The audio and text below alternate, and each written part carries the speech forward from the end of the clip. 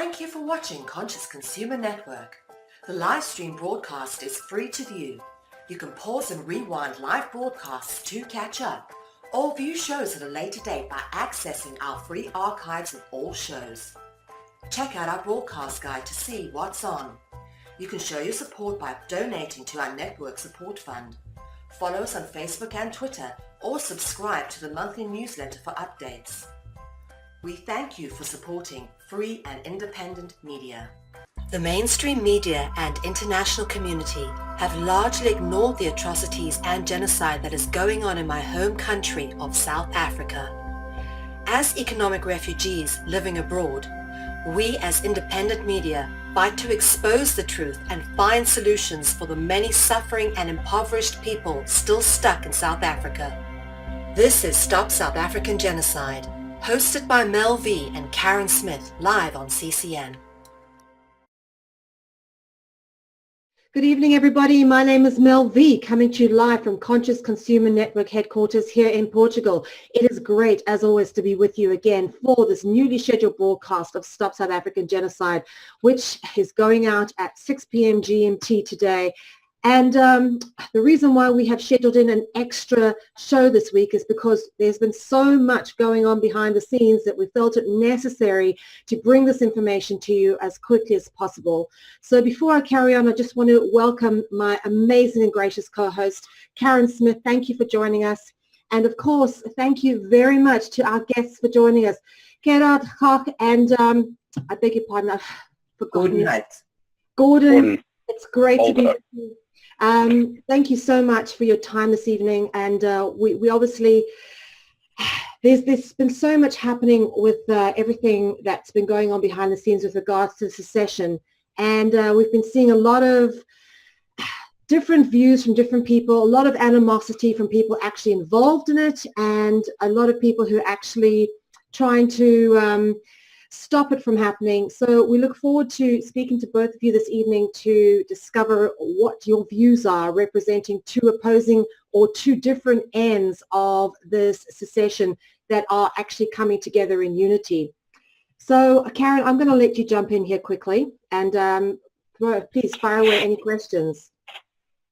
Hi, you too, Gordon. Very nice to see you, and Gerhardt as well. Thank you very much for joining us today. As I have explained to you, one of the problems that we've been facing with opposition to the secession is that the king has been the only person who has stood up publicly and spoken about this.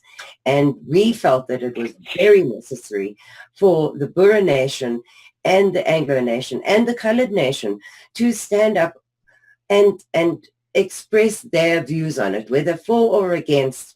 We needed somebody to give validation to this, because we've had so much opposition and so many people telling us that this was just some effort on Mel and my part to do what, I'm not sure. But we created this fake news. So I'm very glad to have you here today. Gerhardt, I interviewed you on my show last night. There's been opposition to that as well. Gordon, I'm very pleased to have you here. You are representing the Euroconers, and Gerhardt in this show is representing the Boer nation. So I think we should start with Gerhardt. Gerhardt, what is the Boer nation? What is the definition of a Boer in this context? Hi, Karen, Mel, thanks for having me on your show. Yes, what is a Boer?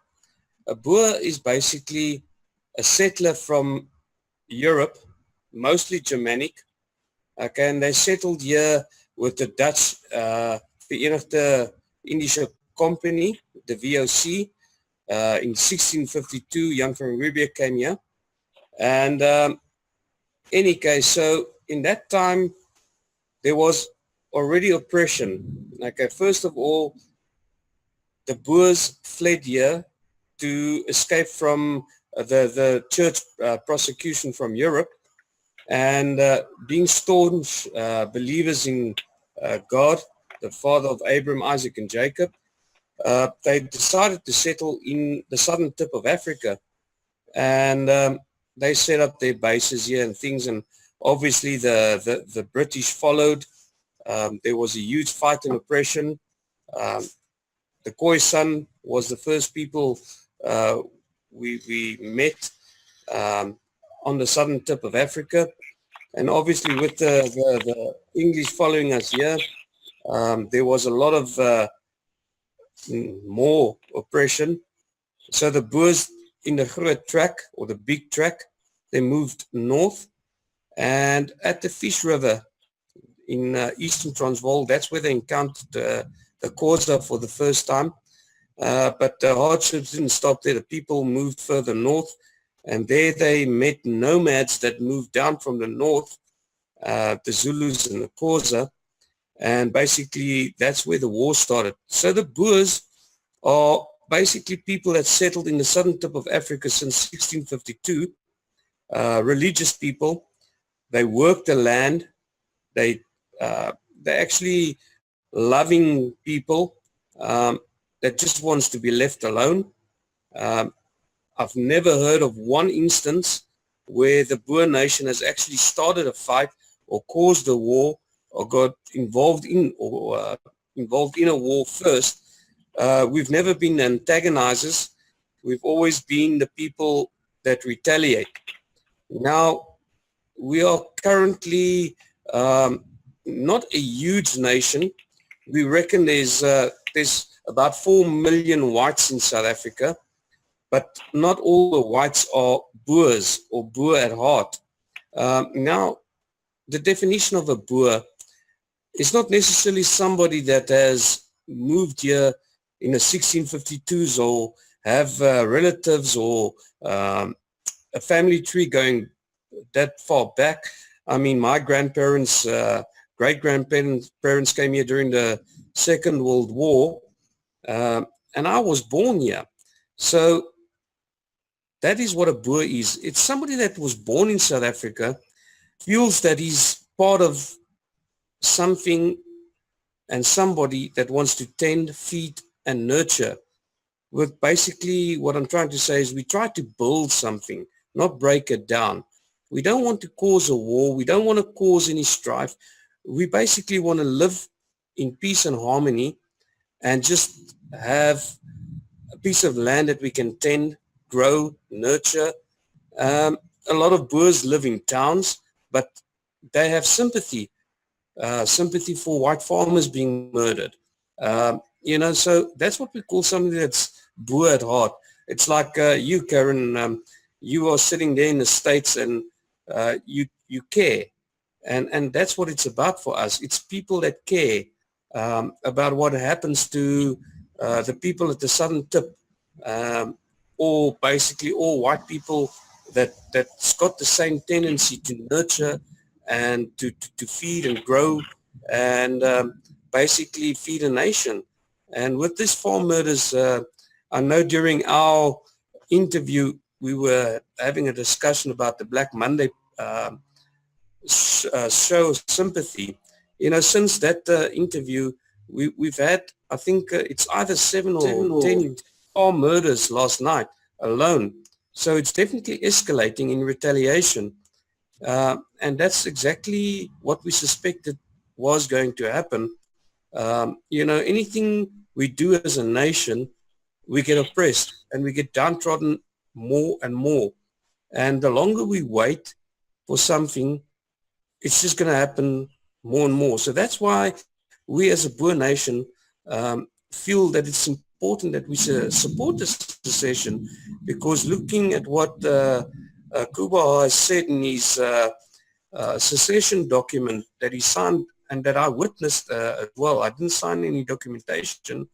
I was just present at the signing of it.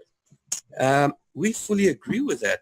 But since I don't have a mandate to speak on behalf of the whole Boer nation, I just represent a organization in South Africa called Eendrag Maak Mag.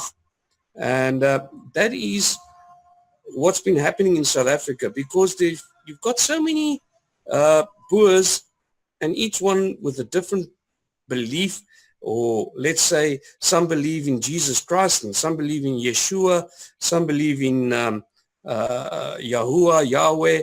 So there's always names that divides people. You know, religion divides people, race divides people, and then politics. So we firmly stand behind Kubaha with his ideal of having a nation ruled under God, that falls under God, with no political system in it, ruled by the people, for the people, and to tend the land. So that's exactly what Boers feel. They want to tend, nurture, look after the land, look after people.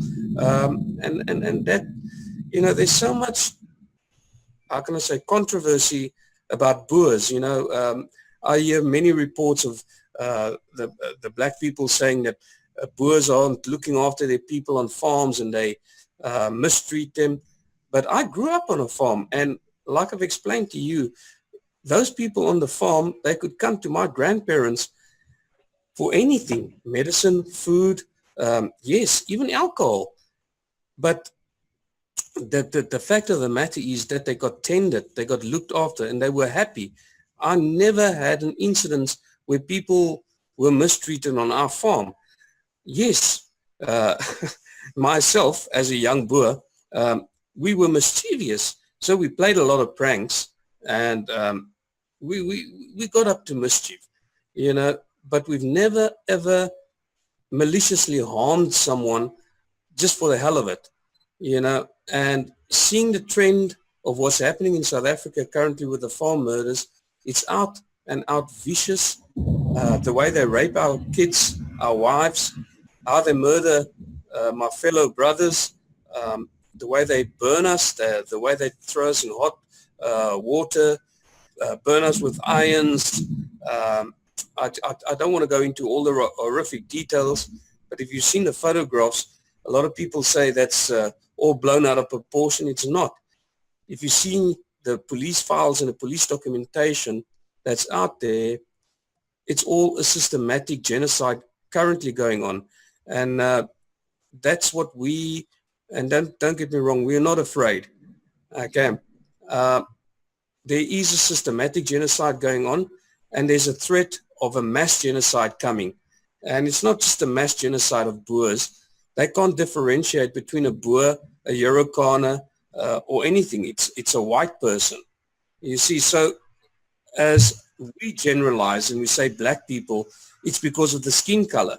So we can't differentiate easily between a Xhosa, a Zulu, even some of the coloreds are very dark skinned. The same with them. They can't differentiate between us. There's a lot of English that speak Afrikaans. There's a lot of Afrikaans that speak English. So it's very difficult to differentiate or to know who to kill. So they just shout one bullet, one Boer. But in the end, when it comes down to it, they will kill all whites. And they've said it plenty of times.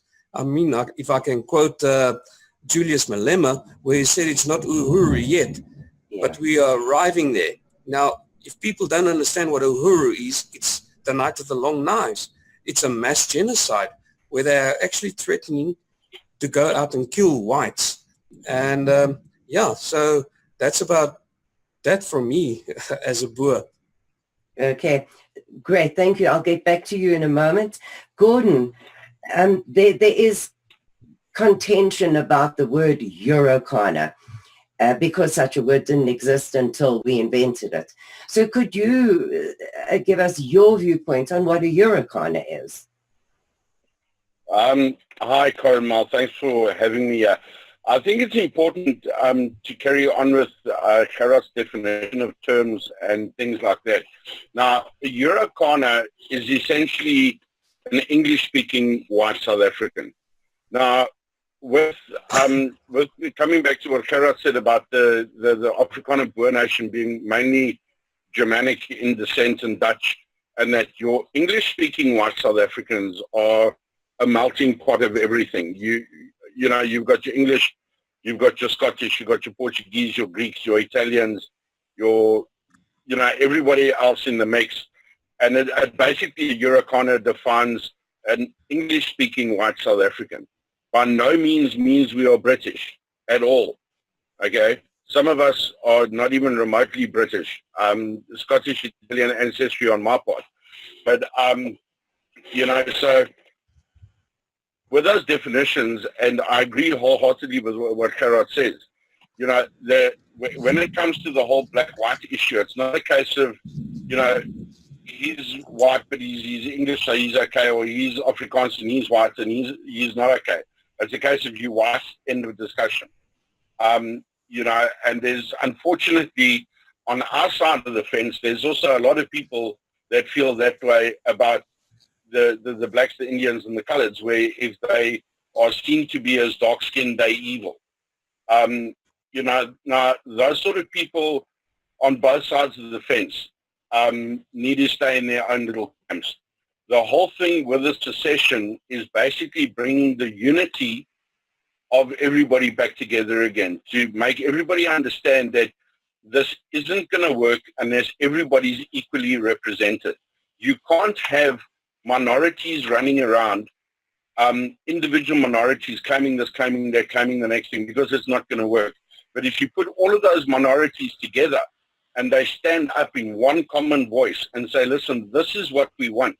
This is where the buck stops. And this is, I think, what is so important about this secession, is that, yes, we are following Cuba and we are, you know, falling into their way of thinking, but their way of thinking is not that dissimilar to our way of thinking. You know, there is a very strong common ground where the fundamental belief in God and righteousness prevails over everything. And this, to me, is of tantamount importance, that it's not about the individual. As Gerhardt said earlier, that thing that him and Christo gave us when we were in George is absolutely fantastic. It's not about who is right, it's about what is right. And, you know, if people can just understand that mentality and drum that into their heads, we will have something, yeah, that is going to be a global phenomenon. And as a representative, as requested by the King and Queen, to speak on the Eurocana behalf, Gerhardt's obviously not speaking Afrikaans because it's going out overseas, it's not being done locally, and they wouldn't quite understand him with the subtitle. You know, it's important that we do get the message across, that everybody understands that, you know, yes, we have our own individual diversified religions and belief systems and everything, but at the end of the day, everybody believes in one God. Everybody believes in one justice system, and everybody believes in nurturing your fellow man and creating an environment where kids can play in the streets until the lights come on. You know, that was always our indicator as a kid growing up, that when the street lights come on, is when you go home. You know, so obviously in winter it was better. I mean, in summer it was better because the street lights come on later. You know, but you didn't have this constant fear that you've got to live in a security complex with armed guards at your gates. You've got to be inside that security complex with closed gates and closed doors and everything else. You know, you can't go and sit outside your own property in your own garden at night because of fear of what's going to happen. I mean, no normal human being, it doesn't matter what your skin color is, deserves to live like that. And that's exactly what's happening in this country at the moment. I mean, you can't, you know, if you have a social gathering with friends now, because I know this happened a couple of years ago, but it started happening again now, where people have a get-together, they have a braai, and all of a sudden you have 13 or 14 of these guys coming, flying over your wall, holding everybody up, raping the woman, burning, as Gerhardt said, burning the hell out of everybody, shooting left, right, and center, and for a 4,000 Rand plasma TV. You know, inevitably that's what they get away with in a couple of cell phones. I mean, most of these robberies and that they say are robberies, you know, the guys never get away with more than 4,000 or 5,000 Rands worth of goods, which if you take the Rand-dollar exchange rate, makes it sound even more pathetic. You know, it's less than $500 worth of stuff, but they're massacring an entire family to get away with this.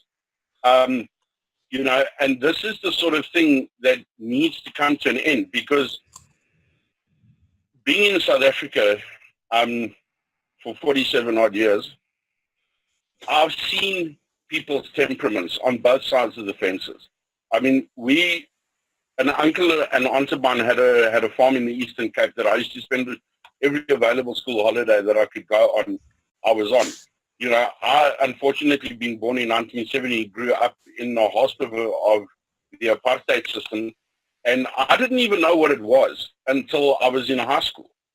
You know, I know we didn't have black neighbors, we didn't, but because, you know, government kept us separate. And government also kept the English-speaking and the Afrikaans-speaking kids separate while forcing us into individual schools. You know, so that's where also, I mean, you can attest to it. We used to play rugby against each other. If we ever played rugby against an English and an Afrikaans school, it wasn't a case of who won the game, it was who won the fight. You know, it was like, you know, you scored more points for sending the opposing team's guys off the field on a stretcher, you know, than what you did actually focus on the game. And that's just how it was. That's how we grew up. But I think in hindsight, now that we've gotten older, we've actually realized that, you know what, at the end of the day, we human beings, we need to be able to survive. We need to be able to make sure that our families are safe, our children are protected, our children have a decent education so that they can actually get somewhere in life. I mean, the fact that the current government has done away with the apprenticeship training program. I mean, all of your kids that are not academically inclined have got nothing to do because there are no decent apprenticeships anymore. I mean, I remember when I did my first apprenticeship, we were handpicked. I mean, we were getting calls from AT&T and Marbell and all the rest of them that as soon as we qualified to go over to the United States to go and work there as technicians because our standard of training was so high. You know, the same with plumbers, electricians, all the rest of it. And that's all been done away with because it was a white thing, you know. And I don't understand the government's justification in that. You know, Gordon, that's so funny you should say that because on our show yesterday, Skalk van der Merwe was saying exactly the same thing, that we are producing far too many academics with a 30% pass rate that will never find a job because they do not have skills. Now, I mean, Mike Rowe, okay, is personally one of my heroes. You know the guy from Dirty Jobs? Okay, I love Mike Rowe. I think that guy has got a brain on him that is scary. And he's the one that even in the United States at the moment is pushing things for, you know, vocational training. I mean, if you look at it, like if a child goes to college, for example, he will do a 3 or 4 year degree, whatever, come out, he's got $250,000 or $350,000 worth of debt, walks into a job where he earns, if he's lucky, $23,000 a month. But most of the kids think because they've got a college degree, they're going to be the CEO within a month, you know, or they're going to start as the CEO. Now, you take a guy that, for example, that does a welding apprenticeship. You know, he goes and does his welding apprenticeship. He does a 3-year apprenticeship training program through a business. Okay, he qualifies as a welder. He's got no debt whatsoever because he's been working while he's been studying. As soon as he qualifies, you know, he's already earning 3-4 times than what a college student is earning doing articles or whatever, and continues to carry on earning. Now, the problem I've got with that is I've got nothing against the arts and all the rest of it. But I honestly feel from an education point of view, if you are going to do a beneficial education, like become a doctor, an architect, a lawyer, not always a lawyer, but, you know, a nurse, or, you know, you're going to become a welder or you're going to do something, that education should be free. I honestly think that training in that degree should be free. But if you want to go to university to study fine arts and hug trees and wrap yourself in bubble wrap and look for a safe place, you need to pay for that. I'm sorry, because you're wasting everybody's time at that university. And when you finish, what are you going to do? Become an art critic. So it just does not make sense. People need to learn how to work with their hands. I mean, we used to have an awesome thing when I was in school called Felt School, where you did it, I think it was in Standard 5 and Standard 8. Yeah. Standard 5 and Standard 8. And then you get taken out into the bush. You learn how to build, you know, you get taught how to build a shelter. You got to filter water. You got to do all sorts of cool things. You learn how to play clay light, all that sort of thing. And that was part of your education. That's not there anymore because it's a white thing. Now, if you're going to teach kids survivability skills, it's not necessarily the skill that you're learning, but it's the way of thinking that you're learning. And these kids today are not being taught that. Yes. Everything is going to be given on a silver platter. Mom and dad can keep on paying. I can live in the basement and I'm cool. And you know what? Life doesn't work like that. I absolutely agree with you, but I'd like to move on to the way that the country is going to be ruled, and I'd like to bring Gerhardt back in here, because with each post having a representative from each nation involved. Gerhardt, what is your take on that? Given the state of South Africa today with the state capture and the Gupta story and the corruption and the theft, what do you think about the plan for how the Good Hope will be ruled? Karen, we like the plan. As you know, in our previous interview, I mentioned there was a document done by Paul Kruger. I'm sad to say the man has leukemia now, but I wanted to get him involved. Yeah, you forgot to mention not the dead Paul Kruger, the live. Because when we think Paul Kruger, it's the guy with the big black hat, and he's no longer with us. Yes. Now, I'm going to focus on this book. Look at the title there. You see the title? Yes. Okay. This is the cover of the book. Now I'm going to read. It's the settlement of the Boer Afrikaner people's claim to territorial self-determination, inviting international intervention. It's a memorandum by the Volksraad to the international community. Now, if you go through this book, and it's on their website, it outlines exactly how we arrived in this country, who we found here, the Khoisan, and how we spread in the southern tip of Africa. We spread up as far as the equator. And since then, or since the oppression and things that happened in our history, the Boer Afrikaner, or the Boer nation, they hate being called Afrikaners because the blacks associate themselves with Afrikaner these days. We are Boers. Now, and because of the cat, what says is Afrikaner. Any case, there's been an attempt for the Boers to get their own self-determination, but we've never been recognized as a First Nation, okay? And we agree with that. We were never a First Nation in the southern tip of Africa. That's the Khoisan. But the Khoisan stretched, if correct me if I'm wrong, Gordon, but they even stretched up as far as the equator. Okay, and they were pushed down by the warring northern black tribes. Okay, and then sadly to say, they met us down here, and it started off very peacefully, but then a lot of the infighting started, and listen, that Boer's little sheep or cattle looks good, and then eventually fighting broke out amongst the Khoisan and the Boers, and even though the Boers feel that they've bought the land, yes, we agree. You know, in those days, there wasn't fair trade. But like I've explained to you, Karen, if you sell your car today, you determine, or the seller pays the value of the car, and you accept it as the seller. So in those days, yes, in today's eyes, the people don't think it was a fair trade. But to the guy that actually sold his piece of land in those days, and remember, if the Khoisan believed in those days that the land does not belong to them, it belongs to God, it wasn't theirs to sell in the first place. Now, with this Khoisan secession, we agree fully with what they say. And if you look at what their secession document states, as for reasons, they actually put in there the genocide of the Boers, or the whites. They want to stop that. They actually want a peaceful secession.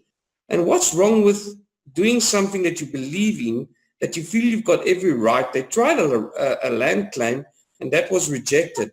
Now, the Boers tried it a couple of times. We tried it with the Western Transvaal and failed miserably.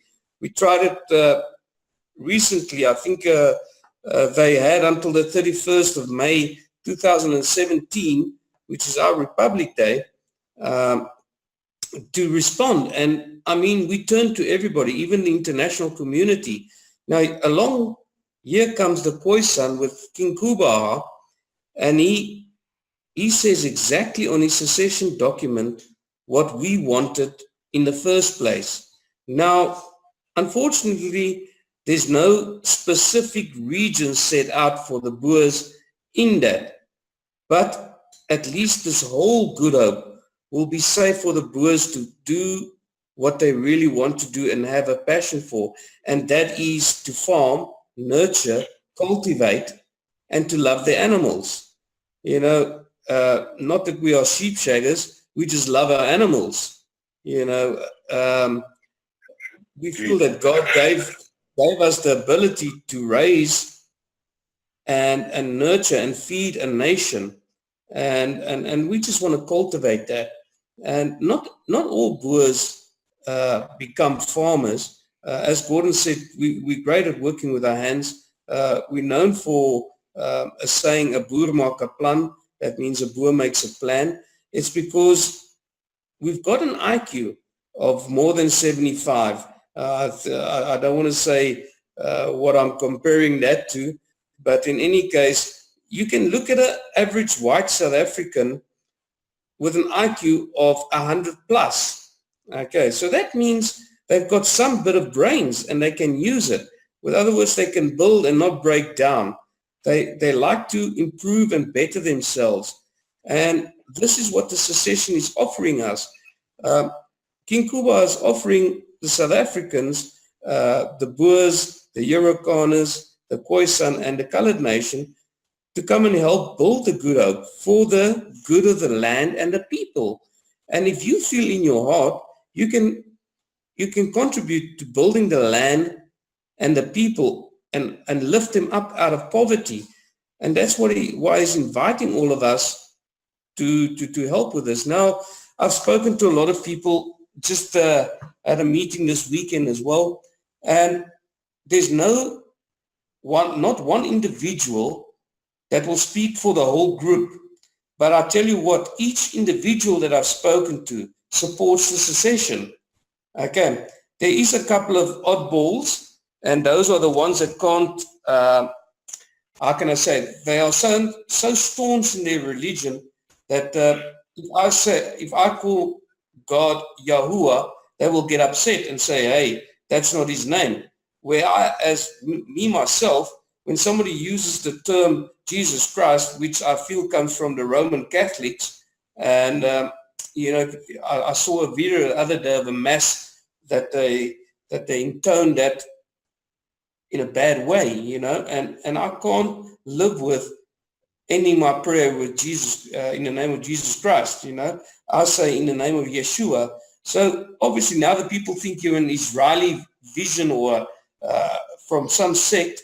No, I just believe we have gone wrong. And where we have gone wrong is we've stopped putting God first. Yes, a lot of people call him different names, but Kuba hits the nail on the head. He calls him the father of Abraham, Isaac, and Jacob. And that is what he mentioned in his secession document. And that is what caught my attention for the first, at our first meeting. And then I read through these documents and I said, hell yes, I agree with this and I can live with that. And if I can live with it, and I felt that a lot of South Africans or Boers can live with that as well. So I've taken that document and I've spoken to quite a lot of people. And I can tell you now about 98% to 99% of the people that have read the document and fully understand it agrees with it. And you know, so many people have contacted me and said, you guys are doing a great thing. We hope it succeeds. So I took that as a confirmation that this is a good thing and I can go ahead and speak. I might not speak on behalf of a majority because a majority doesn't even know about the secession because, like I've mentioned in our previous interview, SABC 1, 2, and 3 is owned by the government. ETV is owned by COSATU, if I'm correct, Gordon. Yeah. And then ANN 7 is owned by the Guptas, which is in bed with Zuma. So in this country, you're not going to get any We have television. no free media. And the printed media is owned by the Jews, and the Jews are the aggressors. They are in control of the printing presses. So we are not going to get good press in South Africa or any press at all. All we're going to get is another slap in the face, maybe some more oppression, maybe a more increase in farm murders because we tried something now. We are not a nation to take things lying down. And obviously they want to try and beat us down some more. So I suspect King Kuba wants a peaceful secession. And he said it in so many words that he doesn't want genocide. He doesn't want a war. He doesn't want anything. But I'm afraid that the ANC will not let this be a peaceful secession. And for that, we will be ready to defend with our lives because we believe actually in the secession. Thank you, Gerhardt. Now, from your point of view, Gordon, how do you feel about the way it's been set out in the documents for the country to be run?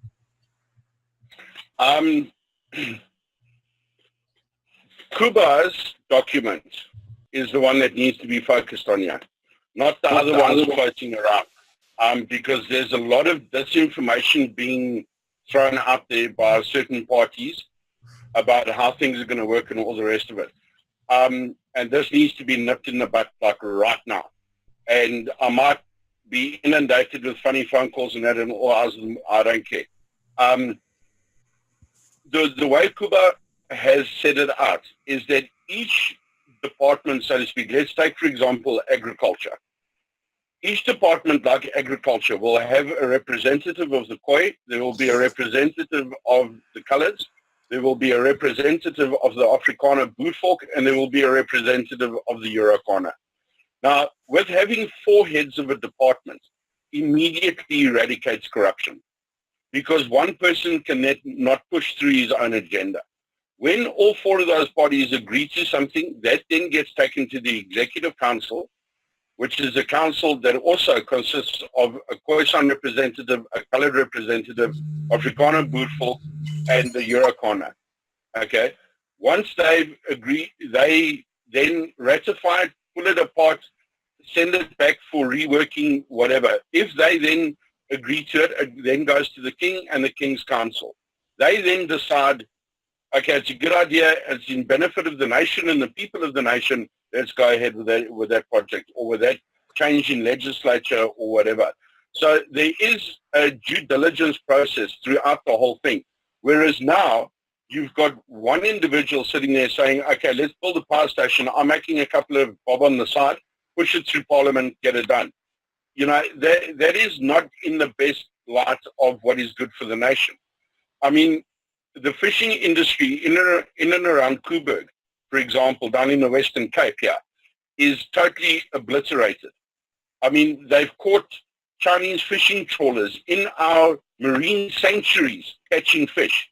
These guys are hauled into the harbour in Port Elizabeth and they're given a 5,000 rand fine and sent merrily on their way. Okay? This is the level of corruption and things that are happening in this country is absolutely frightening. Whether the president is aware of it or not, I don't know because I don't know him personally, but it does reach every single aspect of it. I think that this system of governance that Cuba has put down is the only way that this country will be fair to everybody in it with equal representation in every single department. And fair in the sense of that, as like he always says, he says, he's the king of the Khoi. He's not the king of the Afrikaner Boervolk. He's not the king of the Eurokaner. He's not the king of the Colored. He's the king of the Khoi. He's the Gaub. So in other words, he's not the main one. and you've got all other little people that think they're kings underneath him.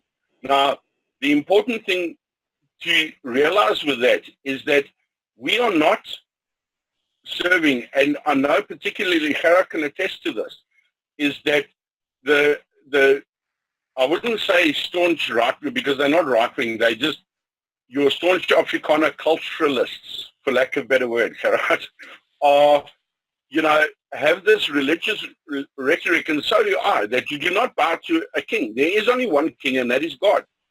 Okay, however you call him. Okay, there's one king, and that's God. And Kuba, in every single meeting I've attended with him, has said, but you don't bow down to me. Who am I to demand that you bow down to me? I am, as he puts it, the custodian of the land and the people on the land. So whether you are a Khoisan, a colored, a Eurokaner, an Afrikaner, an immigrant, whatever, his job at the end of the day is to make sure that everything here that happens for the benefits of the nation and the people within the nation, irrespective of who you are. And this is what people need to realize, is that this isn't a Khoisan thing. It's not a, you know, we're not all of a sudden going to, you know, start running around with bows and arrows and doing all that sort of stuff. He wants everybody to have the right to self-determination. So if you've got a bunch of farmers, for example, that want to go and buy 50,000 hectares in the middle of the Karoo, build their own church, build their own schools, have volksspelen and do whatever you want to, that's up to you to do it. Okay? It's not him to say, no, you can't do it, you have to have 15 black neighbors. You know, or you have to have this guy living there, you have to have this guy living there. Because, you know, it's like the tiger in the cage theory.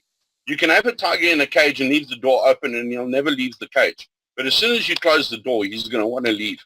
And that's exactly what's happening in South Africa.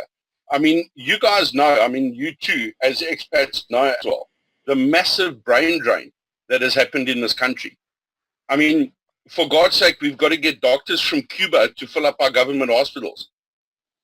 Okay, I haven't met one. I don't know how, you know, what their level of qualification in that is. But, you know, I do not go to a government hospital. I'm sorry. Because I actually had to go to one a couple of weeks ago. And, yeah, it's not for me. And a lot of people, you know, this is the problem, is that there's no ground level care for people. You know, teachers arrive at school at 10 o'clock in the morning, or if they even feel like picking up for work. You know, so students aren't getting a proper education, being pushed to. Now, all of a sudden, mathematics is being dropped as a mandatory subject. Okay, so besides the fact that they can read and write, not going to be able to count either. And this is just a student thing. This is a white, India colored, whatever you want to call it. This is a South African student thing that is happening. This is the problem. You know, I think this whole inclusive system, this whole inclusive society, we are going to create in sovereign state Good Hope is going to be one of the most dynamic, one of the most awesome places in the world to live. I absolutely agree with you. Mel and I looked at the paperwork and we discussed it and just was so filled with joy and hope that something was going to be a lighthouse for the rest of the world to follow. And that is why we threw our resources behind this, because at the end of the day, if we do not do this, what is left for white South Africans and coloureds and all the minority groups in South Africa? What is left? Can I just pop in here and comment on that, Karen, because it's very important to understand that there is a lot of legitimacy, I mean, a complete legitimacy to what is being done. I mean, I can only speak from my own personal experience as an independent media journalist. I've had a number of organizations who've tried to suck me in, get me involved as a representative or as a spokesperson, or because they wanted to, you know, benefit off my social equity or from the people who listen to me. whatever. But I have been involved in a number of different organizations that have all tried to go about doing things, perhaps some more legitimately than others, and then others, some of them outright frauds. So I think I've been around the block enough times to kind of recognize what works and what doesn't, and to understand that we still have a certain system in place within which whatever we do has to fit. That is the legal system, the international law systems, if we are to have these things recognized. And the very brilliant thing about all the paperwork and the secession documents is that they're all absolutely legitimate, lawful, and not just something, a native Khoisan man drew up one day and decided, I'm going to do something crazy. This has been guided from people who are academic scholars. Professor Megan at the highest levels has himself been involved in this kind of situation before, which I think has, to a certain extent, given this whole process a lot of legitimacy.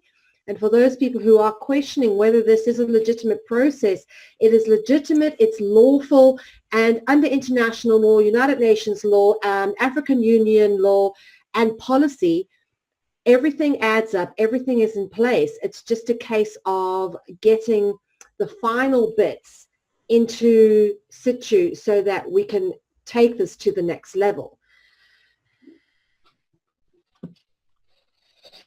Sorry, Mel, I just come in. The being demand is obviously because of the lack of being manipulated by the powers be. She spoke at length about traditional councils and all that. They all do make the traditional leaders government peace. The big obstacle at the moment is to complete the system is to get an international country to recognize the system. And I think hopefully with this, some people see it, we'll be able to get the letters out and we'll be able to actually step and say, this is now it. Gordon, you're making a very, very important point here, but you're breaking up, so we didn't hear one word in 4 out of that. But okay, it's very important what I'm going to do now, I see it on my, let me reset. Give 2 minutes and I'll come back again. Okay, because you need to repeat that point. It's very important. Yeah, no, you see, with my intelligence, I could break up every word there. I'm just joking. He's basically saying... I'll be back now. Okay.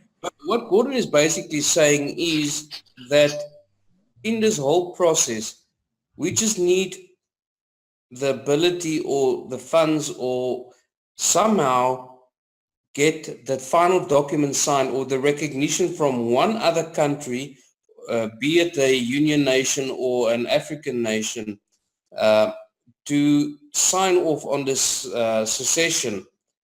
And he's saying he hopes that with this broadcast that maybe somebody in the power that can sign a document like that sees it, see the legitimacy, and that there is support for it. I think, Gordon, that's what you said in that breakup voice of yours. Yeah, sorry, I don't know, it's like my house went through a tunnel again. It's basically what it boils down to is that at the present point in time, we need to be able to be mobile. And this is where the whole, and I know it's the ugly stepchild in the closet type situation, but it boils down to the funding. Cuba, with everything that he's been doing, has exhausted whatever reserve funds he had. Everything that I've been doing, the running around I've been doing for a year and a half, being misled by another supposed king, cost me a small fortune. So from a financial standpoint, this is where we need to start getting minor funding. I'm not talking millions and millions of dollars. I'm talking, we have at the moment a need to raise between $15,000 to $20,000 to be able to get Cuba to be able to go and see certain people regarding the secession letters, there are a couple of people that have said they will have a look at it, they'll meet with him and they will sign it. And then obviously we need to get him from there straight to the United Nations, from wherever that country is. And that unfortunately costs quite a bit of money. And he's not traveling like a South African minister with an entourage of 50 people. He's taking 4 people with him and that's it. And 2 of them are representatives, but also know how to protect him. And, and that's what we need. So it's not going to be this massive party, pomp and ceremony thing and all the rest of it, because that's just fortunately what his personality is like as well. He wants to get things done. We want to get things done from a white English-speaking South African perspective. And all of the friends that I've spoken to have all said, please God, it cannot happen any sooner than now. And Gerhardt's people feel exactly the same way. So there's this massive swing, but the biggest problem at the moment as well is that people, for whatever rhyme or reason, politically, financially, South African whites as a whole have been victimized for so many years with everything from trying to find a job to trying to do anything, that they are too literally scared of standing up and saying this and this is it. And they need that leadership in place to say to them, okay, now's the time. Gordon, I want to interrupt you there. Remember, since 1994, with the BEE and the BBE, that was part of the ANC's plan in any case, to make us poorer, to basically take the power away from us. So your Boer nation is not as rich as they used to be. And remember, the Boers have never gone for richness. That is your Freemasons and the Afrikaner Broederbond Boers. They are the rich ones. And they are not going to support this because they are on the gravy chain with the ANC in any case. Yeah. You see. No. Let's take this weekend, for instance. I mean, for the past couple of, I'm not going to say how long I've been busy with this, but just this weekend alone, if I equate that to dollars, it cost me and my family about $500 that I've taken away out of feeding my family. And me not having a job for 2 years and just busy with trying to get, how can I say, self-determination for the Boer nation, it's cost me a small fortune. And I mean, with no income, and you are basically downtrodden, you're a white person, so I can't even open up my own company if it's not BEE registered because I won't get any contracts. With my education and my qualifications, unfortunately, the oil price dropped low and I lost my job with Chevron. But to me, that was a blessing from God, because if I was still working for Chevron, I would never have been involved in what I'm being involved now. And I feel what I'm involved now is more important than having a job and money. I'll rather be a poor but a happy Boer on a farm, tending my own land and making sure my family is safe. So I have dedicated my life. I've made it my goal. I get to make sure that my family is safe. And if I can look after my family and make sure they are safe, then the Boer nation would be safe. And I want to do this all under God, because that's what we believe. And I mean, that's small steps at a time. But I just want to point out that everybody's got this thing of white privilege. There is no such thing amongst the Boer nation and people that's not part of the brotherhood. You know what I'm talking about, the Illuminati, the Freemasons, the Broederbonders. If you're not part of that system, you are poor. And those organizations are not going to help unless it benefits them. I wouldn't be surprised if they jump on board once they see that this is going to be a successful thing, and they will try and get on board. And that is what will be the power of having the 4 nations governing together, because that will basically cut down corruption. How can I say, well, what's the correct English word for kyk na jou boetie? What is that English nice word again? What's What? that? Sorry, say it again. Nepotism. No, not narcissism. Nepotism. Yeah. Nepotism. There you guys go. I didn't want to use the new. Just now they say I'm a new Nazi. You know, I didn't want to start off with the nay. Yeah. No, nepotism is when you employ your buddies and your family. That's it. You see. Yeah. Look, in all honesty, I must just say, Gerhardt, just quickly, I believe in nepotism. If you've got a brother or a son or somebody that can do the job, by all means, get it. But, you know, if your kid's a dumbass, what are you going to do? You can't have him working in a company or in a department that's going to literally destroy. Yeah, I don't believe in nepotism at all, Gordon. You know, that's the start of all evil. Once we start looking after somebody, I always feel the best qualification. And there I've gone again. Hello. Yeah, no, Can Gordon. I jump in here quickly whilst we're trying to get everyone back on track? I do want to speak to your comment there, Gerhardt, about the fact that, yes, the people who do benefit absolutely are the people who are, you know, kowtowing down to the globalist agenda. It's the Illuminati, control, Broederbond, Freemasons, all of that. And like you said, if this becomes a success, yeah, they're absolutely going to jump on board, but they're going to jump on board with the intention of usurping control of the entire process. And this is something that I'm very pleased to hear you talking about, because obviously the king will be advised of these people and how they operate, and hopefully you know, the people involved in the secession, the key people, will know better than to allow any infiltration or manipulation by these groups, which should usually come in the form of some money. I mean, now we're at a vulnerable stage where actually, you know, the king needs funding to go to the various countries and get them to agree and sign off on the secession. And this is the opportunity right now where these people can step in, offer their help with the intention of perhaps taking control later. And as we've already discussed earlier, there seems to already be people making these kind of plays in this process.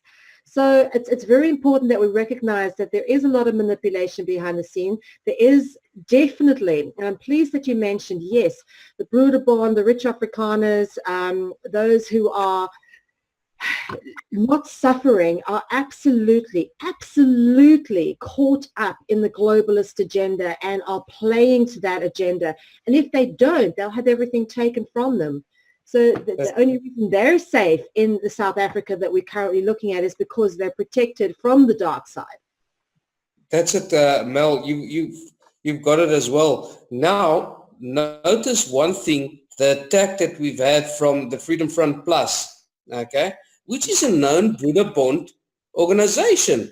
And as soon as they saw Kubaha's whole agenda where he said no political party, they knew that this is not going to work. They're not going to fit into a no political party system, because then you cannot manipulate. You see, so obviously as soon as they heard that, a statement came out to say, oh, this is a hoax, it's an April Fool's joke. And they made a public statement, and that got a lot of press, you see.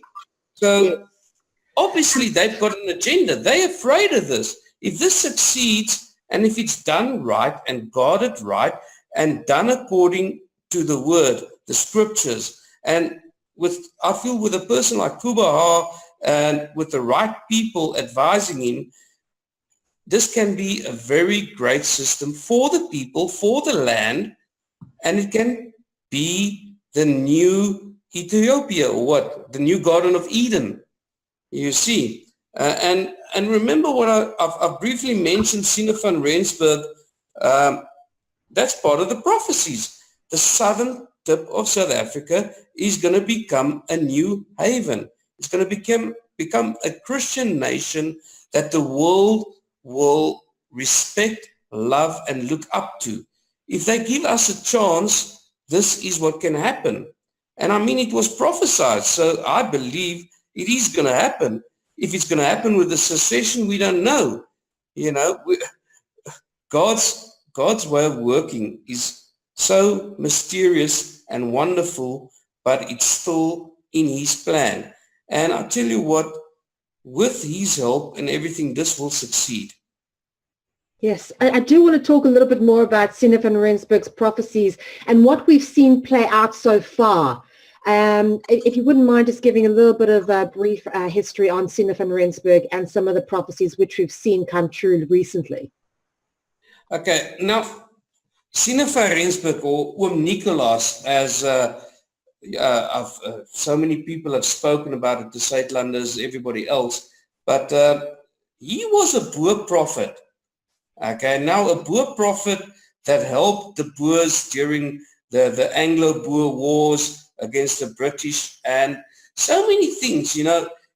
He almost had a Moses moment where he led the Boers through a river from a sandbank that God showed him in a dream. And the Brits that followed him drowned. I think 200 drowned on that day in that river. So out of his prophecies, let's make it 100% prophecies. Thus far, between 70 and 80% of his prophecies were spot on. Even the fall of the NP government, the fall of apartheid, the black government that's in power now. He's prophesied that the Western Cape will have its own government. Okay, be it this government or what they call the Doringbos government, we don't know. But one of the things he touched on that was so interesting to me was he mentioned in his prophecies, and there was a guy that wrote about it, the Oom Adrian Snyman, and he's got this all documented. And I've had conversations with him about this, and I had a conversation recently with Paul Kruger that made this book, or this that I showed previously on the show. And he said he went to Germany and the Boers are waiting on 3 blue tracks that was apparently given to the Germans for Dutch West Africa, which is now Namibia. But those documents were never signed. So the people are going to wait a long time for 3 blue letters to come. And the funny thing is, the day of the secession on the 21st of September, the black ink toner ran out and the 3 blue letters got printed out. Was that coincidence? Was that providence? Or was that maybe part of what Sinner van Rensburg saw? And you know what he said? The first letter, that's the secession document, was sent out and the people didn't take it serious. Okay. And nobody took it serious. And the second one went out, and I take it that is going to be the Constitution. Okay. And he said, oh, the people will suddenly sit up and take notice. And he said, but when the third blue letter arrives in Parliament, they will basically get angry, or hulle sal uit mekaar uitspat. What is that in English? They will scatter. Okay? So it will cause great consternation. I hope this is this. Okay? Because this poor nation and all the oppressed people have been waiting for something to happen. Because in the past, since 1994, what they've seen was not, what was promised was not delivered. All they've seen is an increase in murder, an increase in poverty, promises made, promises never kept, state coffers being plundered. Nothing has materialized what the government has promised them. So now you've got a disillusioned nation out here. And typical like us in the past, I know, people usually vote what the parents vote or what the grandparents vote because that's what they call tradition. So that's how the NP always stayed in power. Okay? And this is the same with the ANC. They don't give a damn if these guys screw up. All they need to get is another promise. Hey, here's some free education. I promise you, next year you're going to get free education. You're going to get free land. Because without land, you're nothing, you've heard all the ridiculous statements coming out of the leaders from the country at the moment, and the masses follow that because they want to believe that it's possible, but it's not achievable. So, Sinner van Rensburg said a lot of things that came true, and I feel this is part of that vision. Some agree, some don't. the nice thing, or how can I say the sad thing is about a prophecy or prophecies, is that you never know beforehand what it's going to be. But in hindsight, you can say, damn, that's what it meant. You see, so I think in a couple of years down the line, hopefully not too long, we're going to look back and say, damn, that man was a good prophet, because so far, everything that's been happening with the secession, to me, strokes with the prophecies. I'm going to enlighten you about one thing more. Now, in his prophecies, he says he sees in a Karoo, from as far as the eye can see, tents. Now, I'm hoping this is tents from either settlers coming from the north or Christian settlers from all over the world, realizing this is one of the safest places to be. With a third world war threatening, where do you want to be but South Africa? I tell you, look at the nuclear fallout that they expect in the north. Look at your hurricanes. Look at all your safe zone. This. Look at Yellowstone in America. There's no hurricanes here. There's no tornado. Well, lately we have. Maybe that's part of God's biblical prophecies as well in the end times. Lately we've seen some strange things happening here with the weather. But that's all in the prophecies, be it from Sina van Rensburg or from the scriptures, which is Revelations. We are moving to the end times, and we feel that all this fits perfectly into God's plan. Thank you very much for that, Gordon. Gerhardt, we want to obviously encourage people to support the succession and to, speak about it a bit more. How would you go about actually encouraging people to do this? What can people do who want to get involved and who want to help? At this moment, we need, unfortunately, that's the one thing, is a financial support. Now, like I've said in a couple of meetings, okay, if anybody has the wrong motive, okay, if anybody wants to enrich themselves, so this is not a hoax. This is not anything. It's for no self-enrichment. It's a valid cause. There are people being killed here on a daily basis. So we need at this moment financial support to make the secession happen. Okay, not to enrich ourselves. So we're not looking for millions. I'm not looking for a UN food program that's going to cost some other poor country billions. I don't want you to feed us. What we need is, even if they pay for the freaking plane tickets or the fuel or anything like that, I personally guarantee that I will be with Cuba every step of the way. Damn, if I had the money, I'd pay the fuel myself. I'd buy the cars and take him, but I don't. I've got a family to look after. I've got a farm to look after. There's a lot of things happening in my life that makes it impossible. Is that, I don't know. It's so currently we need some funds, and they can ask for, how can I say, decent financial statements. They can audit it. I don't care, but we don't even need a lot. I think Gordon mentioned, what did he mention? $15,000 or $20,000. Yeah, $15,000-$20,000. Gerhardt, I think there also what has happened a lot is that we've been getting people setting up PayPal accounts left, right, and center that Cuba has no control over. At the end of the day, this is to get the financing together to be able to make sure that the secession happens. Now, I've actually asked him to go online and to register a PayPal account himself that he has control over. Obviously, everything will be audited. Financial statements will be available. Receipts will be given. Everything. Just to reiterate what Gerhardt said, it's a thing to make everybody rich. We're not looking for that.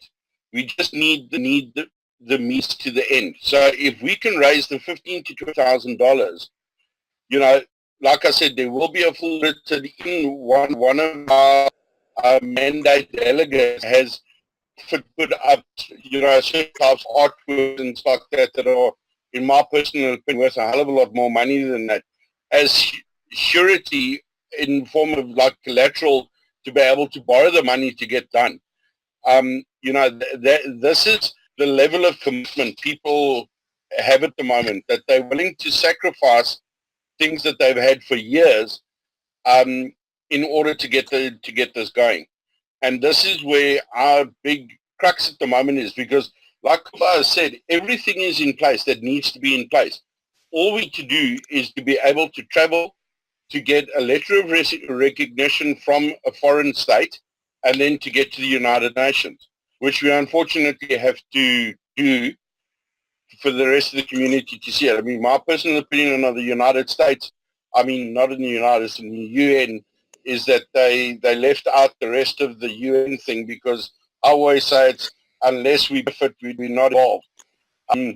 You know, that's what it should say on their basis, but it's supposed to be the United Nations.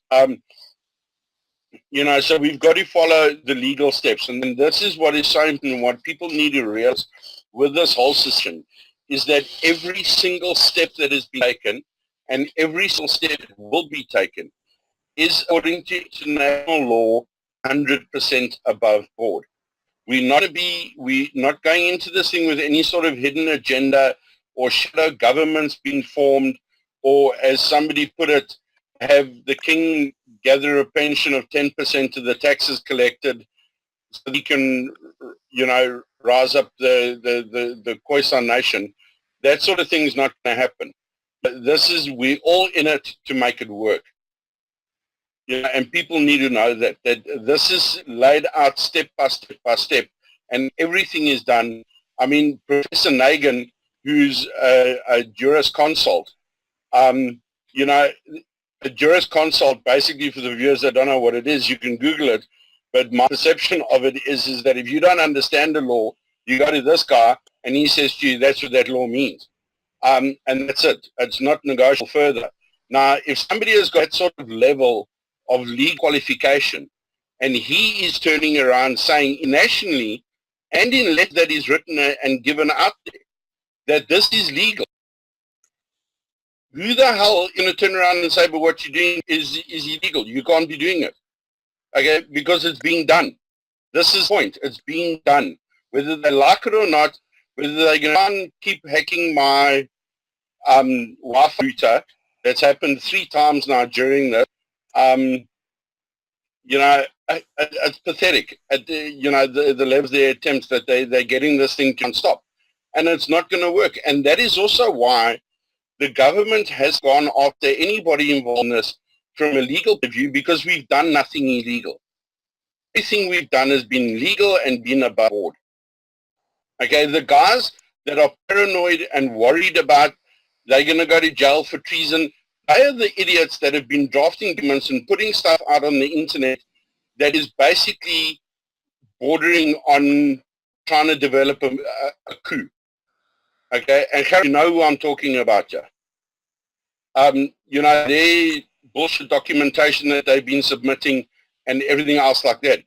As we said before, part of the hidden agenda, but luckily we've managed to expose it before it got completely out of hand. So, and I know I'm not going to make friends after this, but I don't care. You know, I'm at the point now where the bullshit's got to stop. We've got to knock down, this has got to happen. If people out there want to come and visit South Africa in a couple of years' time and not be confused, think that they're in the back reaches of Zimbabwe, now's the time everybody needs to step up and say, this is what we're going to do, we support it. If they need to, if they were to make any sort of financial donation, however it will be, I think, Mel, you guys have set up a PayPal account on behalf of the Khoisan already, haven't you? To comment to that, we are in the process of actually developing a website for King Kubaha, an official website where all the information goes on, and there will be a link to the PayPal, which obviously we want King Kubaha to have complete control over, and the link will then be added onto the website. We certainly don't want the funds going astray, especially not because this is important. Okay, fantastic. Yeah. And also, just Mel, one thing I need to ask you, I did discuss this with Baha as well. The on one of your pages that I was going to yesterday, I noticed that there's a link to republicanparty.co.za. Can you please remove that link from your website? Because that stuff that is on there has got nothing to do with us. That's not my website. That was a website created by somebody with no authority to create it. And they were told today to please take it down, because there's a lot of information on there that is total horsemanship, to be perfectly honest. And things are going to be causing more of a divide. This is one of the things that has been of major concern with me as well, is that with these certain elements that are involved in, well, that were involved with the secession, are creating an atmosphere that should this secession not succeed, nobody's going to turn around and blame Kubaha or the Khoi for it not succeeding. They're going to turn around and say it's the whites. And it's not going to be a case of it was that specific white guy that was running around talking crap and doing his own thing. They're going to think it's all whites. And unfortunately, that means it's going to be every Eurokaner, every single Afrikaner boervolk that is going to throw our relationship back 40 years. Sorry, can I just stop you? And that's why those... My apologies. I'm not sure what website you're talking about. We don't have any links to that party on any of our sites, I'm afraid to say. Well, unfortunately, we've never covered the Republican Party in any capacity. Sorry, Ma, it's not your Republican Party. There's the to the Republican Party.co.za, because this guy in his wave that he creates the Republican Party.co.za to try and appease the Republican Party in the United States. Now, we also go against everything that the secession is about, political manipulation. Yeah, I appreciate what you're saying there. We don't have any links to that on any of our websites. If you can point me to the website, I'll most certainly have a look at it. But the only website that we operate for South Africa is Stop South Africa. Yeah, it was on one of the links I got from Karen. Karen, sorry. It may have been on Jeff Ren's. Yeah, it's not us. No, it's not on mine either. But that's a good point. Well noted. Obviously, there's going to be a lot of people.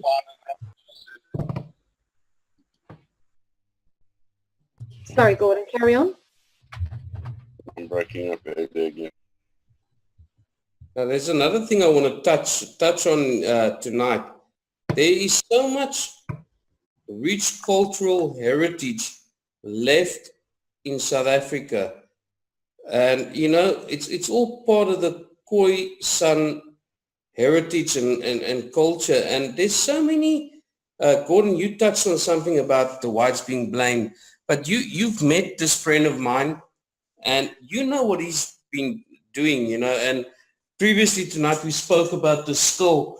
I would like to get, if there's a scholar out there, people with funding, and you want to see something interesting, look at this little skull baby I'm going to hold up here now. Okay? This might be older than Lucy. I want you to, Gordon's got pictures of it, and he sent it through to a friend.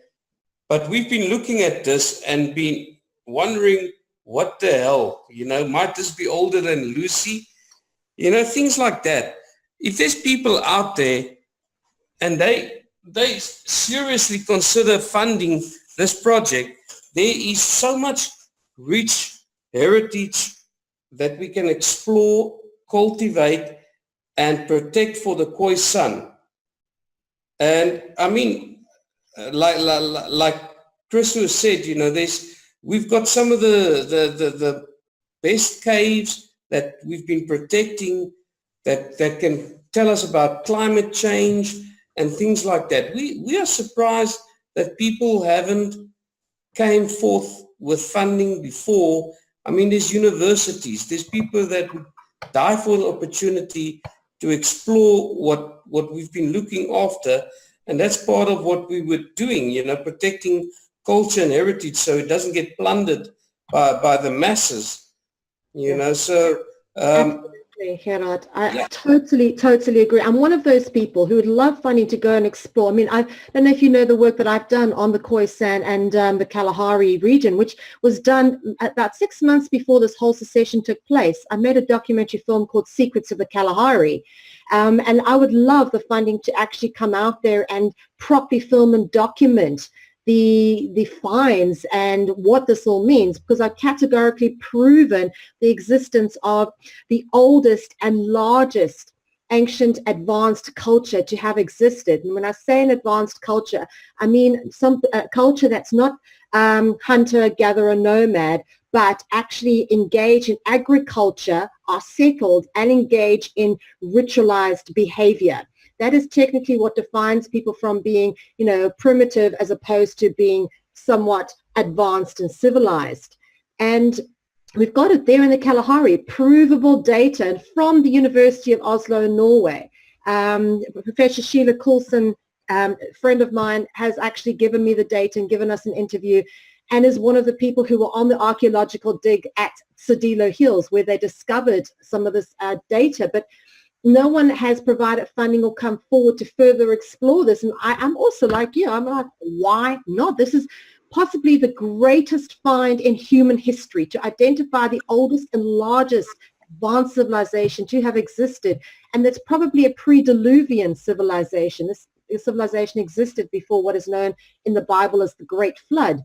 And evidence of this great flood impacting the west coast of Africa and coming over the Kalahari is also very, very evident. So we obviously would love to see all of this stuff happen so that we can further explore the many great mysteries and hidden caves and all the archaeological stuff, but also to preserve it.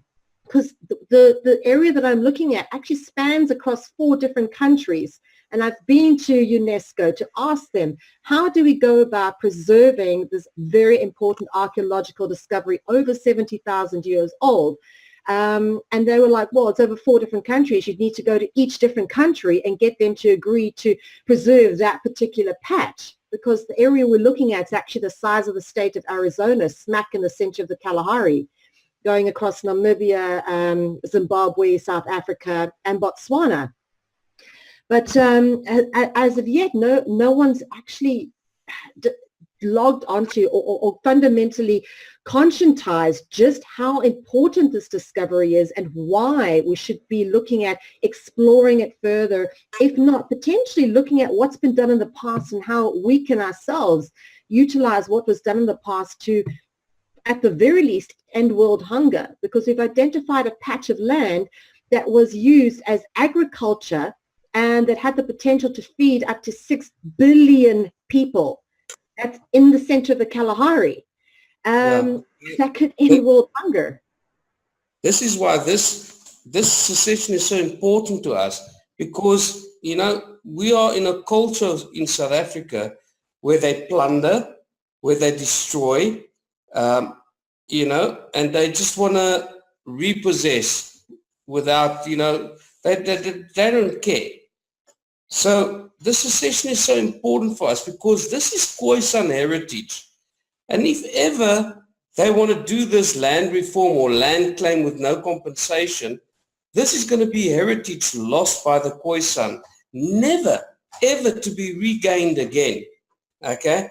And we shared with Kuba and Gordon and Jenny what rich cultural heritage we are preserving, and I don't want to give the location and I don't want to give anything information about it, but we took them there and we showed them pictures of what was done. And by this he's a white farmer, and he spent 33 years without any financial help and trying to protect this. And it's getting more and more difficult because the black townships is encroaching upon his property. They're on his border already. They're already breaking in. They're sending their animals onto his farm and things like that. And we are trying to protect that, but we don't have the funding. So this opportunity is going to be lost to the world to explore this site. It's a heritage site that needs to be protected. Now, I know we were asking for money for the secession, but in that long run, the idea is to protect the land. Okay?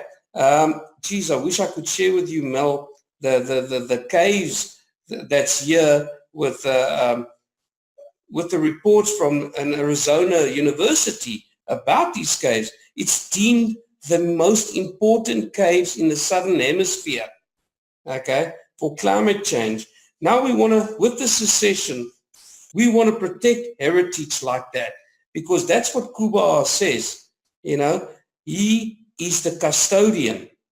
So that's why we wanted to approach him and talk to him, because as custodian of the land and being Khoisan heritage, he would take priority in looking after his heritage. You see, because it's not just his heritage, in the end it's the whole world's heritage. Absolutely. There is so much there and so much opportunity and potential that, when this whole secession happened, so many pennies dropped. It kind of seemed like, even the fact that we've got a prophecy about it kind of seems like this is the way it has to go. And this is why I wholeheartedly believe that money will become available. This is God's will. This is the way it has to happen if we are ever to come through this. Yeah, definitely. Karen, do you want to jump in here? Yeah.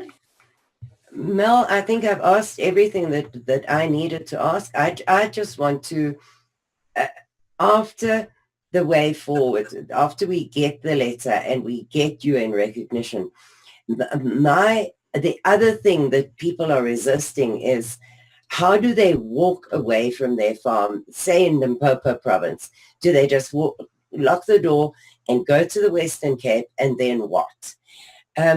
For me, it is better to stand on your feet and start again, begin at the beginning, knowing that you're safe and there's a future for your children. But then people tell me, well, I'm safe in another country, so it's easy for me to say that. So how do you answer those people, either Gerhardt or Gordon? I don't have an answer for them because I'm not there. Okay, Karen, that's an easy one for me to answer.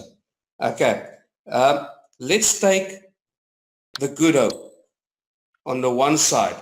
And they say, listen, we are sick and tired of whites being murdered, land being taken away without compensation. Here we offer you, on this side of the border, we offer you safety, okay? No land redistribution, things like that, okay? And on the other side of the border, now you have all these farmers saying, I don't want to give that up. But listen, the ANC has already made that choice for you. They said on the 1st of January, the EFF and the BLF said they're going to take land without compensation. They've already instructed their people, look for a piece of property. And property is not a farm, property is a house, So when there's anarchy, the people are going to lose it in any case. So how difficult a choice is it to make, When the Good Hope secedes, they're offering you a place of safety. Or you stay in a country where they want to rape you, plunder your farm, your house. They want to take it away from you. So in any case, you've lost it. So here, unfortunately, the people that decided to settle down here earlier, when they realized the shit is hitting the fan, the land is going down the tubes up in the north. And the guys, and I can understand them, they've worked their whole lives. And in some farms, it's been there 10 generations. How do you expect a guy to give that up? How do you expect somebody to give up land that he loves, that he's worked for? So I don't expect those people to just up and leave, you know. But hell, at least they'll know there is a place for them. Should, like Rhodesia or Zimbabwe now, the DRC, the Congo, anything, history repeats itself. And people were murdered there and they fled south. Well, people, the bad news is you can't flee any more south. But at least you can flee to the Good Hope. Okay.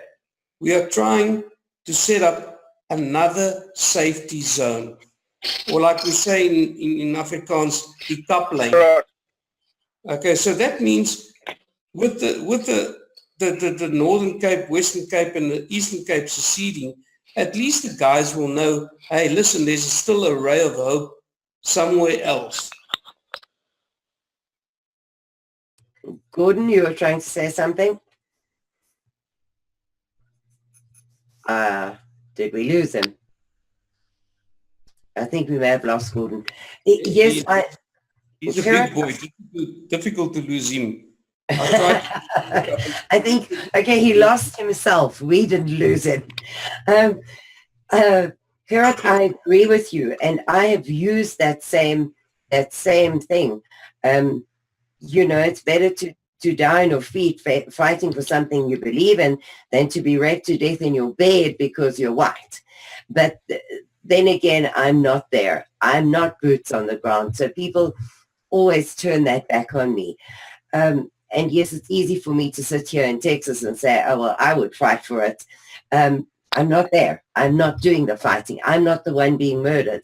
So it's nice to hear that from somebody who actually is there and somebody who is taking that same risk. And yes, people don't have to close their door and go down. This is the story.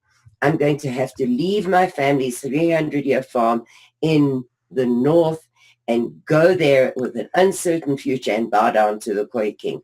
I think you have answered in this hour every single one of those objections to this thing, because you're not going to have to bow to the Khoi King.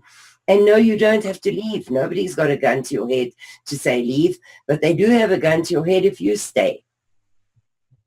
That's basically it. I mean, let's say anarchy breaks out, like we are expecting soon, okay, this genocide. You're going to lose anything in any way. Like I've been telling people, listen, you've been preparing years and years, gathering up stock, water. You've been expecting a genocide for a long time.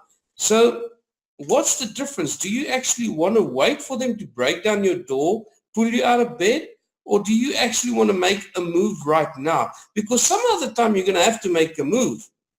You know, they're not going to stop. They've over and over, they've proved. They've chanted it. I mean, look at this week.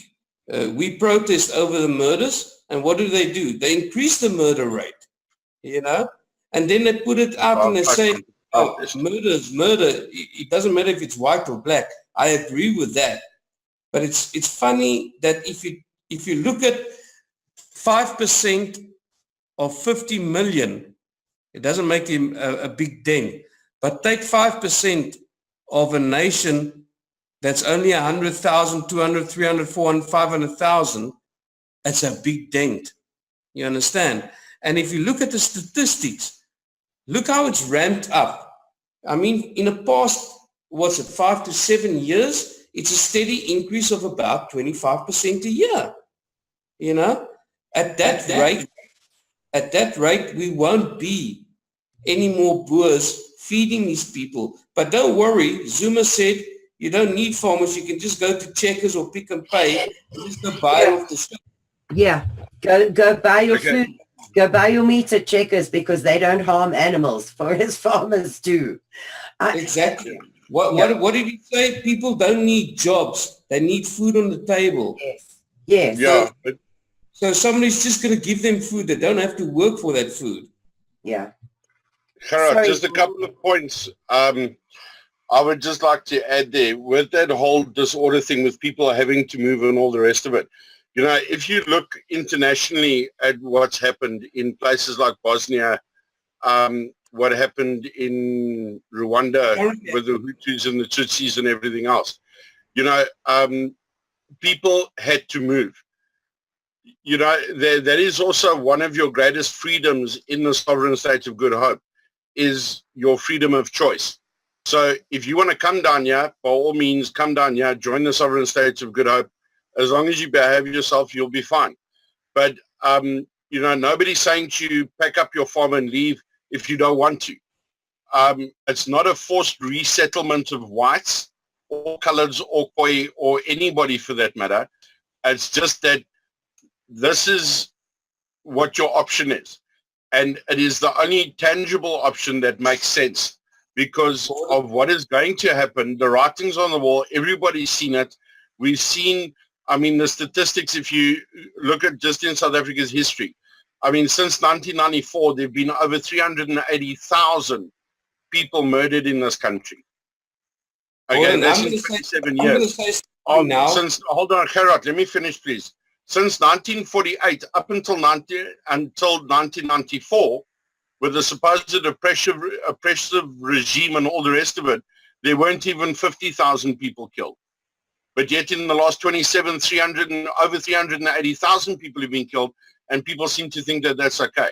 You know, and this is where the other biggest problem has come in with people's thinking in this country, is that we started accepting that farm murders are okay, that they're going to break into your house and they're going to steal your stuff.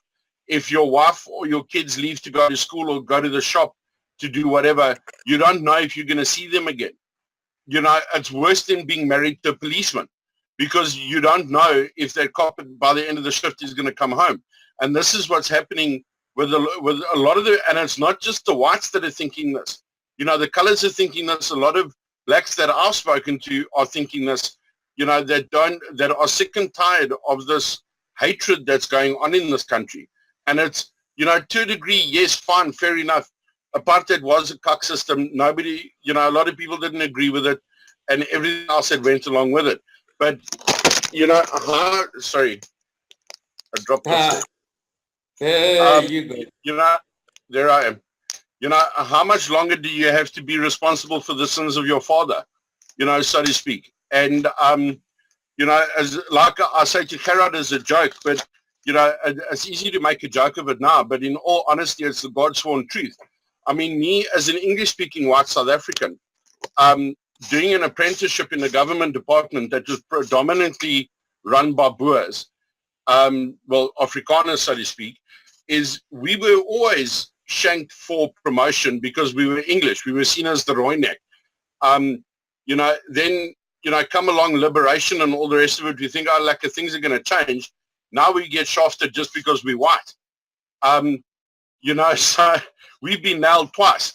And now everybody's getting nailed because now everybody's white. And, you know, the thing is, people, like I said, it comes down to choice. If you don't want to live in the sovereign state of Good Hope, leave. If you want to live here, pull in. But if you're going to come down, you know, make sure you come down and you're going to add value. Don't come down and think you're going to start, you know, political parties and trying to overthrow things and try and with your own little agendas and everything else, because it's not going to work. Because Gerhardt can smell it a mile away, so can I.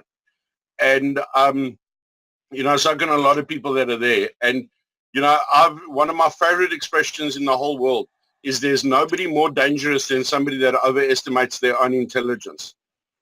And this has been proven time and time again with this whole secession thing, with people that think that they are, you know, the most intelligent thing since creation, and it's been proved time and time again that they don't know what they're doing. But I think to come, you know, to the crux of it, I think what people need to realize, just to sum up briefly, is that this isn't an oppressive secession. There's nobody that's going to be put in concentration camps. There's nobody that's going to be kicked out of the country that's not rightfully supposed to be here. You know, everything is going to be fair. Everything's done according to law. And, you know, we wouldn't have gotten as far as what we've gotten now without some sort of divine intervention. Because as Gerhardt can attest, every other secession that's happened, in the country has never got as far as what this one has. And I think that's why there's that tiny little obstacle left that needs to be overcome and that needs to be gotten, and that is the letter of recognition so that it can be submitted to the United Nations and we can basically move on with everything and get it done. Yeah, Gordon, I just want to say something. You know, when the Boers were oppressed, when the Brits came here the first time, okay, and they annexed the Good Hope. No, those Scottish, Boers, not British. okay, I'm just saying, those Boers had the balls to get on their wagons. They had the balls to get on their wagons and move to the north to safety where they felt it was safe. Now I'm saying the Boers better have the balls, like their forefathers, to pack up and move to another place of safety. It's all about balls. Do you have the balls to do what's right to protect your family? I mean, those people right in the beginning, they left everything behind and they took their ox wagons and they moved. You understand? Yeah. So I hope the guys up in the north and wherever they're stuck and they are in danger, realize that at least their families are more important than material stuff. Okay. And I know it's easy for me to say because I'm already in the Good Hope. You see. So it's easier for me to handle it. And I know it's going to be a bitter pill for those guys to swallow. But if you look at how many people have moved down to the southern parts of South Africa and the western parts and the Northern Cape, because it's safer, because it's a war zone up there. It's not safe anymore, you know. So I pray that the guys actually don't, you know, it's like the Lot, you know, when is it Job and Lot, when he had to leave Sodom, and the Lord said, Lot must not look back, and when she did, she turned into a salt pillar. This is what's going to happen. The guys will have to move out of Sodom and Gomorrah up in the north and come down here. I absolutely agree with you. I absolutely agree with you with that. And the important thing there as well is that the guys need to understand that those farmers, tradesmen, whatever they are, that are going to be part of us. And you and I both know from the people we've spoken to that there is going to be a mass exodus down here. You know, from Khoi colored, white, whoever is going to come down is going to come down. But what those guys also need to realize is that they're not just coming down and they're not just going to sit on the side of the road and go, okay, shit, what do we do now? You know, there is going to be support structures in place to assist those guys in reestablishing farms. To, you know, part of my mandate with development programming is we're looking at reintegrating a lot of training programs and stuff like that as well. But we're also looking at how people can relocate their businesses by having the least effect on, you know, their company turnover and things like that. We've earmarked places for industrial parks. Now, an industrial park can be put up in a couple of months, you know, depending on the supply and demand, so to speak. Well, on the demand, you know. So all of those things are things that we're having a look at, so that when the guys come down here, you know, with their trailers and whatever else, that they've actually got somewhere to go where they can actually start doing what they were doing previously. And I'm quite sure, Gerhardt, correct me if I'm wrong, but a lot of the farmers, the Boerelaities in the Western Cape area will with open arms support farmers coming down to re-establish their farms, whether it be ground clearing or assisting with harvesting or with whatever it is, to get that guy up and running to make him productive. And that's also obviously where the government, well, I hate using the word government, but the the cooperative governance, so to speak, comes into play, where all of your departments are minimalistic when it comes to bureaucracy. So, you know, everything that gets submitted we've earmarked every basic decision to have a 7 to 14 day on the maximum turnaround going through a department. So within 14 days, you've got to have an approval or a decline. And if you've got a decline, it's got to be motivated as to why it's been declined. So those farmers aren't just going to be coming down, and the people aren't just going to be coming down into nothingness. They will be assisted by the people of the nation of Good Hope to get them back on their feet again and to start over. But Gerhardt, like you said, it's going to take balls, and the guys have got to come. I just don't want us to start making promises like the ANC that we can't keep. So, no, but it's not a financial promise. It's not a financial promise. What I'm promising is that people are going to stand by them and assist them, whether it be emotionally, physically, whatever. I mean, you know, the Amish, God bless them, but you know, the way they raise a barn, the whole community comes and builds a barn. You know, that is the sort of assistance that I'm talking about. It's not, you know, that they're going to come down here and go, oh, bloody Varleys are coming to invade. You know, they're going to be coming in and seen as, okay, Mel, you might have to explain the Varley invasion thing to your viewers later. You know, that they need to realize that that's not going to be the case. It's going to be a case that they're going to be coming down, they're going to be welcomed, and they're going to be assisted, whether it, like I said, whether it be emotionally, physically, or within government's means, to help them get back on their feet again. Because the thing is, we are, you know, when you and I were talking about figures, Gerhardt, we were looking at 3.5 to 4 million colored Khoi and whites that are in the northern sector that are going to, in all likelihood, want to migrate down here. Now, that is a hell of a lot of people. You know, if you look at the Syrian refugee crisis, I mean, they've got 140,000 people marching. It looks like that sea's never going to end. Now, imagine 3.5 million people packing their cars, buckies, tractors, whatever they can move on, and want to, you know, come down. We're going to have to be able to do something with them. We will be able to do it. I'm quite sure we will. You know, but the bonus with that is that those people aren't coming down empty-handed. You know, they know what they're in for. Yes, they might lose the property and a couple of things they can't load on the trailer. But at the end of the day, it's their safety. Like Gerhardt says, it's their family, and it's their right to self-determination is what is key in this whole exercise. It's what it's all about. It's about your family.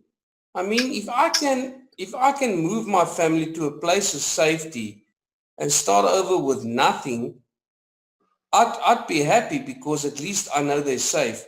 My next generation, my one son's lying on the couch there, and I mean, I haven't seen them in about a week, and I mean, I love them to bits, and I'm doing all this just for them, and that's what's most important for me. You know, yes, I'm already feeling I'm in the Good Hope and in the safer area, but still, there's people, my brethren, my brothers, people I love up there that I would like to get to a place of safety, and at least, or just at least have something to offer them, to say, listen, if the shit hits the fan that side, there is a place.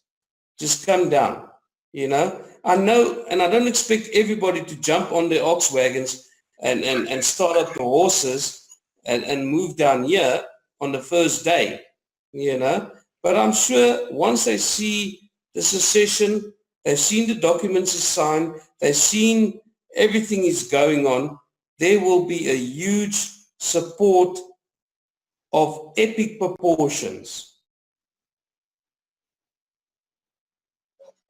Well, I would want to thank you both very, very much for that incredibly inspirational talk that we've had tonight. It has cleared up so many questions that have been asked. And you've both answered them in a way that only South Africans can. The Barleys and the the Volkswagens and dinosaurs. Only a South African can and will talk like that and will understand that. I had to mute my mic half the evening because I've been laughing so hard. It was like being at home again. And no matter where I am in the world, South Africa is my home. So apart from answering our questions, being very, very inspirational and very open, and holding out hope to white South Africans everywhere, it has been fun talking to you two, and I hope that we can do it again soon. It was a huge pleasure, Karen, and thank you, Mel, for inviting me and having me. And well, hopefully one day we can meet and have and some rusks. You're not allowed to use your sock.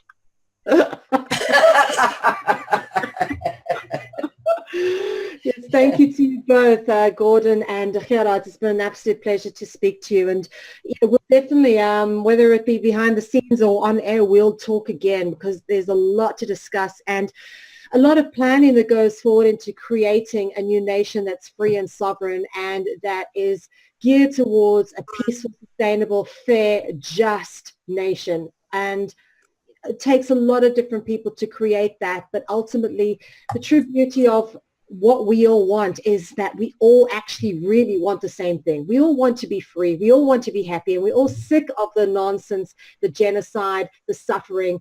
We don't want that anymore. So people need to recognize that and unite on our common ground, get behind the secession and do what we can to make a difference. Yeah. Yeah, and more than money, we need prayers. Yeah. Yeah. Yeah, absolutely.